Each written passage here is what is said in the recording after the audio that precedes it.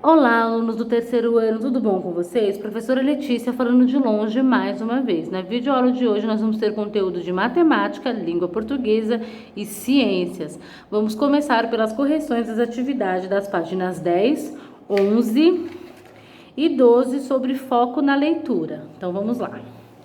Na última aula de língua portuguesa, foi pedido para vocês fazerem as atividades das páginas 10, 11 e 12 sobre a tirinha aqui da Magali. Então vamos às correções? Então nós vimos, você conhece os personagens da Turma da Mônica? Se conhece, compartilhe com os colegas e o professor o que sabe sobre eles. Se não, comente também qual é o personagem preferido e explique a sua escolha. Bom, já falei para vocês que o meu personagem preferido é a Magali, porque eu gosto de amarelo, gosto de comer, só não gosto de melancia como ela. Mas porque eu gosto mesmo dela. 3. Quantos e quem são os personagens dessa tirinha? Bom, são 2 personagens, a Magali e a mãe dela. 4. Todas as ações dessas personagens acontecem em um mesmo lugar? Explique suas respostas. Não, né? A gente percebe que a Magali está num jardim e depois na sala da casa dela, não é? 5. As ações acontecem em um só dia ou em dias diferentes? Em dias diferentes, não é mesmo? Por quê? Aqui no primeiro quadrinho a gente percebe que a Magali está regando a flor, né? As folhas, a planta, e demora alguns dias para nascer. Então, em dias diferentes. Justifique sua resposta. Bom, eu já justifiquei, né? Porque passaram alguns dias desde que ela regou a planta até o dia de nascer. Isso fica óbvio, né? A gente sabe que as plantas levam dias para desabrochar. Vamos lá, seguindo. As tirinhas são textos compostos, em geral, por uma sequência de imagens e palavras formando uma história. Observe os principais elementos de uma tirinha: o quadrinho, que é o espaço delimitado em que as ações acontecem, as canaletas, que são aqui a separação, os espaços entre os quadrinhos, e os balões, que contêm as falas dos personagens. 6. Releia o primeiro quadrinho. Então, nós estamos aqui, no primeiro quadrinho, na página 10. O que faz a Magali? Ela está regando uma planta. B. Por que é um balão com a imagem de uma árvore? Porque a Magali está imaginando que aquela planta vai se transformar numa árvore com frutas. E C. Que sentimento é revelado pela expressão facial de Magali? Aqui, ainda no primeiro quadrinho, né? O sentimento de fome, né? Vontade de comer, já tá assim ansiosa por isso. 7. Reúna todas as informações da atividade anterior, A, B e C, e escreva num parágrafo narrando o que acontece no primeiro quadrinho. Essa é mais uma daquelas atividades em que eu vou ler a de cada um, porque cada um vai narrar o que acontece no primeiro quadrinho à sua maneira. Vou até escrever aqui, individual e pessoal. E pessoal. Quando vocês trouxerem o livro 4, eu vou olhar e ler com calma. Página 12. 8. Que sentimento é revelado pela expressão no rosto de Magali no segundo quadrinho? Vamos voltar à página 10 e ver. Que sentimento revela essa feição da Magali? Raiva, decepção ou alegria? Decepção, não é mesmo?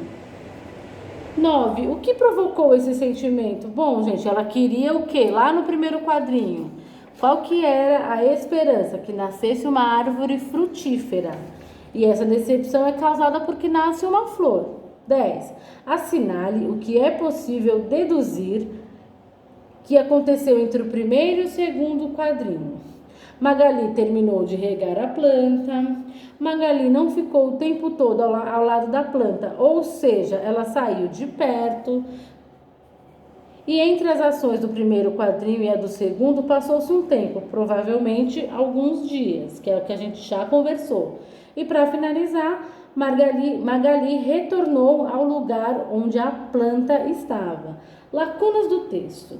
Quem escreve uma história não conta por imagens ou palavras.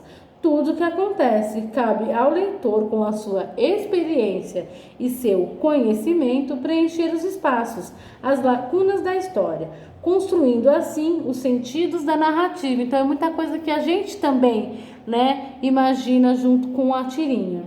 11. No último quadrinho, Magali entrega uma flor para a mãe dela. O que essa ação revela sobre ela?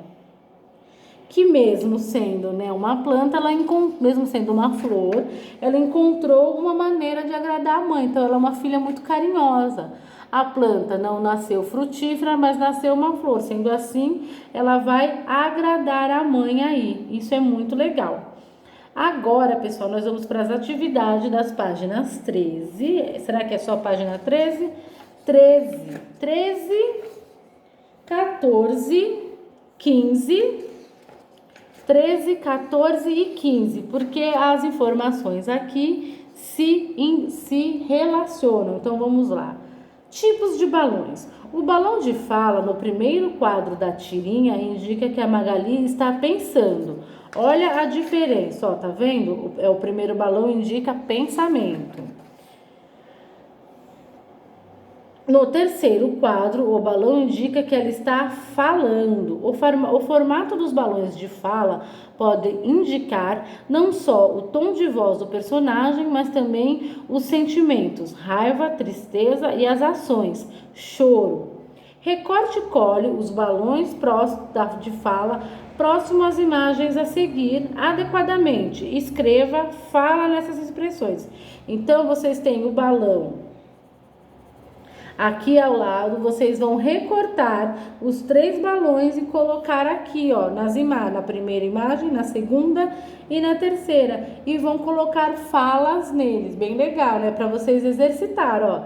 Tem balões e tá falando aqui dos tipos de balões, hein? Para não errar. Nas páginas 14 e 15, nós vamos estudar sobre formalidade e informalidade. Número 1. Releia o último quadrinho da tirinha da Magali, observando as falas das personagens. Então, vamos lá? Para você, mãe, que amor! Os balões mostram a conversa entre as personagens.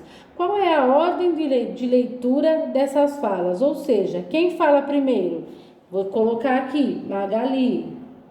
Por quê? Porque ela já está com a flor, né? Ali a gente deduz que é ela que fala primeiro e a sequência a mãe responde. B. Situação formal é aquela que exige um tratamento cerimonioso em razão do distanciamento das pessoas. Já a situação informal é descontraída e revela proximidade entre as pessoas. Levando isso em conta, é possível dizer que nesse diálogo entre a mãe e filha, a situação é formal ou informal? Informal, né? Ela chama a mãe de você. É uma relação mais próxima, né? C. Releia a fala de Magali.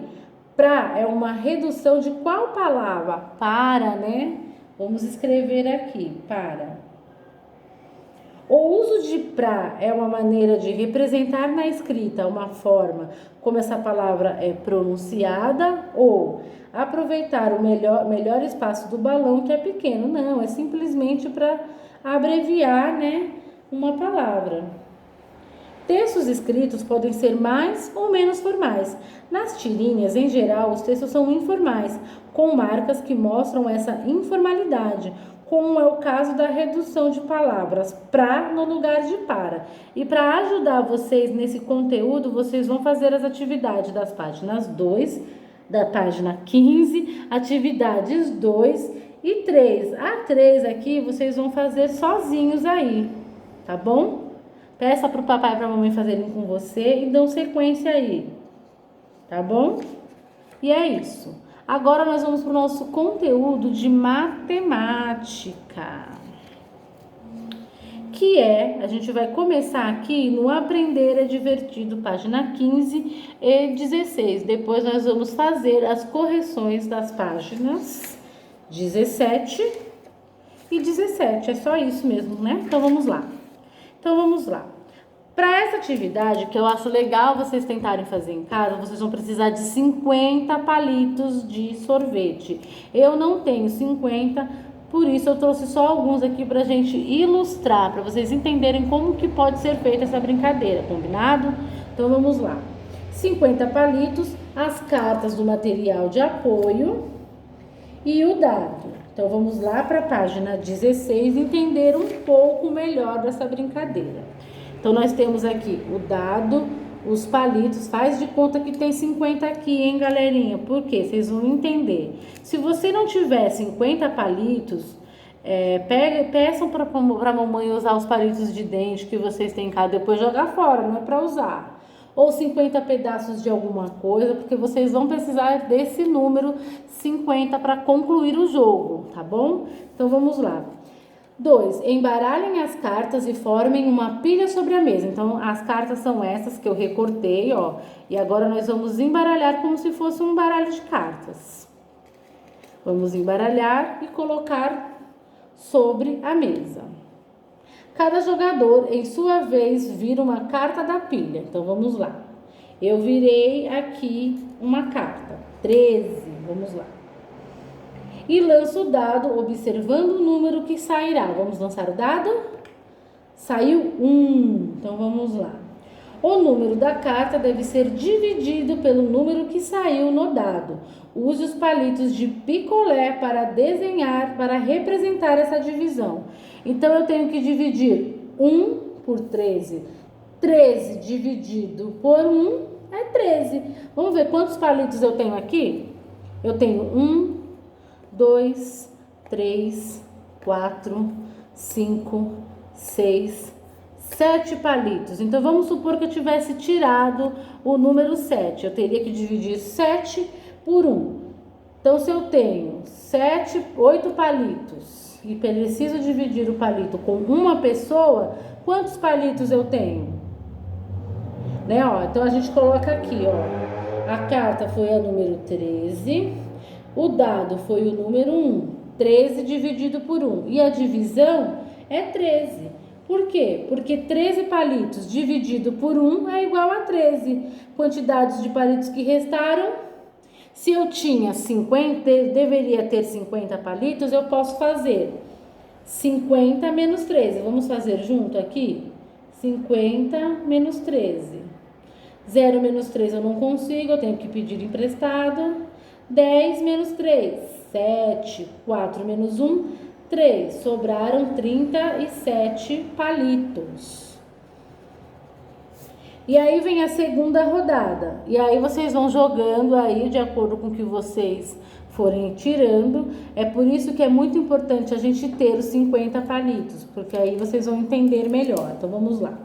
As cartas voltam para a pilha. Então, ó, eu volto a carta de 13 aqui e embaralho. As cartas voltam para a pilha e devem ser embaralhadas antes de cada rodada. Então, você pega a carta, faz a atividade que você precisa. Vamos fazer mais uma? Então, vamos embaralhar de novo aqui para vocês entenderem. Embaralhei as cartas de novo. E vamos lá. Vou tirar outra carta. 28 e vou jogar o dado. 4, 28 dividido por 4. Então, ó, segunda rodada. Essa é a minha, o meu amigo vai jogar na dele. Então, ó, a carta foi 28 e no dado saiu 4. E a divisão, aqui eu deveria ter feito assim, né, ó. 13 dividido por 1 igual a 13. Aqui é 28 dividido por 4. E a gente pode fazer essa conta, ok? E aí vai me dar um resultado, 28 dividido por 4. Eu vou pegar uma folha para fazermos juntos. Só um minuto para vocês entenderem como essa conta precisa de mais. Vamos lá, galerinha. Vamos fazer 28 dividido por 4. Pro, por que você tá fazendo assim? Lembrando que você só tem 37 palitos, hein? Então, vamos lá. Eu peguei os meus palitos e vou pegar aqui 28 e dividir por 4 pessoas. Como eu não tenho a quantidade de palito adequada, eu vou fazer no papel. Então, vamos lá. Na tabuada do 4, a gente tem algum número que é 28? Vamos fazer junto? 4 vezes 1, 4. 4 vezes 2, 8. 4 vezes 3, 12. 4 vezes 4, 16. 4 vezes 5, 20. 4 vezes 6, 24. 4 vezes 7, 28. 7 vezes 4, 28. 28 menos 28, 0. Então, o resultado me dá 7. 28 palitos dividido em 4 pessoas me dão 7. Se eu tenho 37 palitos, que é o que sobrou, menos 7, vamos fazer a conta? 7 menos 7, 0. 3 menos 0, 3. Me sobraram ainda 30 palitos. Então, eu ainda tenho 30 palitos para brincar, entenderam? E aí, eu vou ler o último, a número 5 agora. Os resultados das divisões obtidos pelos jogadores em cada rodada devem ser registrados na tabela. 6. Ao final de 7 rodadas, os jogadores devem somar os palitos que restaram e quem tiver a maior quantidade é o rei do resto e vence o jogo. Então, vocês entenderam? Eu tinha 50 palitos. Na minha primeira rodada me sobraram 37. Na minha segunda rodada sobraram 30. Ao final da 7ª rodada, vence quem tiver a maior quantidade de palitos, entenderam? Bom, pessoal, eu espero que vocês consigam fazer em casa com o papai ou com a mamãe, ou vocês apareçam na live toda segunda-feira às 15, que a gente pode jogar juntos, combinado? Agora vamos para as correções das atividades da página 17. Vamos lá? Número 1. Amanda e Fernando estão jogando o rei do resto.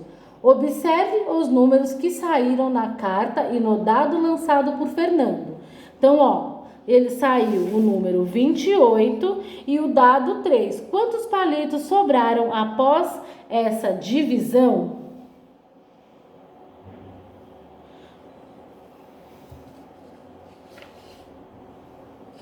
Então, ele vai ter que fazer 28 dividido por 3.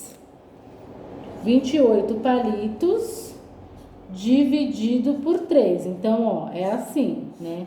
3 pessoas.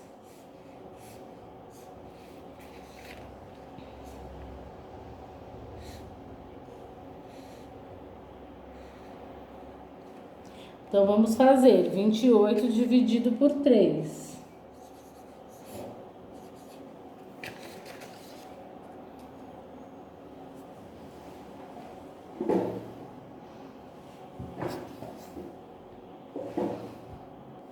Bom, pessoal, então vamos lá. Amanda e Fernando estão jogando o rei do resto. Observe os números que saíram na carta e no dado lançado por Fernando. Quantos palitos sobraram após essa divisão? Então, pessoal, 28 dividido por 3 dá 9 palitos para cada pessoa e sobram um palito, né? É uma divisão não exata, por isso que sobra um palito. E 32 dividido por 5 vão me sobrar 2 palitos. Por quê? Porque 32 palitos dividido por 5, vamos fazer a conta aqui juntos para vocês entenderem por que sobraram 2. Na tabuada do 5 tem 32, vamos lá. 5 vezes 1, 5. 5 vezes 2, 10. 5 vezes 3, 15. 5 vezes 4, 20. 5 vezes 5, 25. 5 vezes 6, 30. 5 vezes 7, 30. Então, 6. 6 vezes 5, 30. E aí, sobram 2 palitos, entenderam? Porque sobram 2 palitos nessa conta, né? Se a gente for dividir, ó, como eu fiz aqui. Então, vamos lá.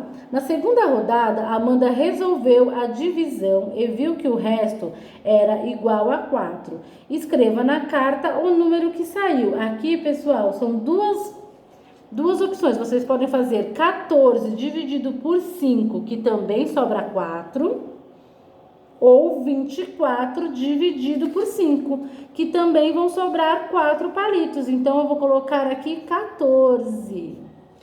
Então, ó, é assim que eu fiz, ó, 14 dividido por 5, que foi o que a Ana fez. Tem 14 na tabuada do 5? Não, nós temos o 10 ou o 15, só que 15 é maior, então eu ponho 2 vezes 5, que é 10. 14 menos 10, 4. Então, ó, me sobraram 4 palitos, que é o que ele falou. E se eu fizer 24 dividido por 5, também. Por quê? Porque 4 vezes 5 é 20.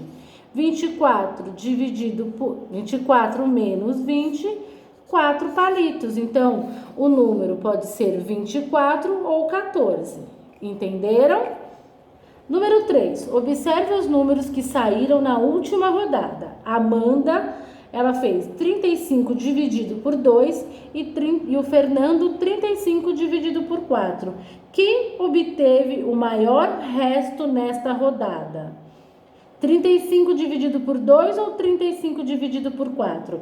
Aqui, pessoal, ó, dá para fazer por aproximação. Nem precisamos fazer a conta. Se eu sei que a divisão de mais pessoas, né? Vamos supor que seja 35 dividido por 4 pessoas, a gente já sabe que o maior resto foi o Fernando.